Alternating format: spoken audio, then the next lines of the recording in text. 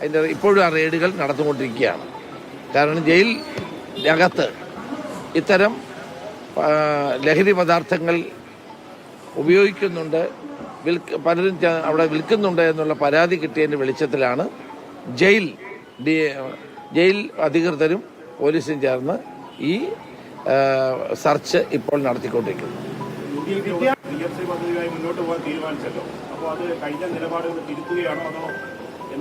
അത് അല്ല, എൻ്റെ തീരുമാനം ഇന്നലെ UDF കൺവീനർ വ്യക്തമാക്കിയിട്ടുണ്ട്. അതിൽ കൂടുതലൊന്നും എനിക്ക് പറയാനില്ല. വിദ്യാർത്ഥികൾക്കിടയിൽ ലഹരി വ്യാപനത്തിന്റെ ശക്തി കൂട്ടിക്കൊണ്ട് ഫ്രീ റോൾ കോളുകൾ, അതായത് ഓൺലൈൻ ഡെലിവറി പ്ലാറ്റ്ഫോമുകളിലൂടെ കുട്ടികൾക്ക് എത്തുന്ന ഒരു വാർത്ത ഇന്നലെ പുറത്തു വന്നിട്ടുണ്ട്.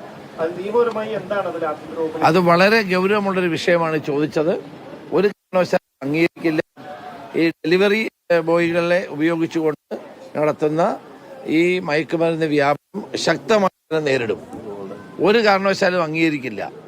ഈ പരാമ്പ്രയിൽ കോഴിക്കോട് ഉണ്ടായ സംഭവം തന്നെ, അധ്യാപകർ ഉൾപ്പെട്ട സംഭവം തന്നെ വളരെ ഗൗരവമുള്ളതാണ്. അതിനകത്ത് ഡെലിവറി ബോയുടെ സാന്നിധ്യം തൂഫാനാണ് അദ്ദേഹത്തിന്റെ പ്രധാനപ്പെട്ട വിഷയം. PM ശ്രീ അടക്കമുള്ള ചോദ്യങ്ങളിൽ അദ്ദേഹം ഒഴിഞ്ഞു മാറുകയും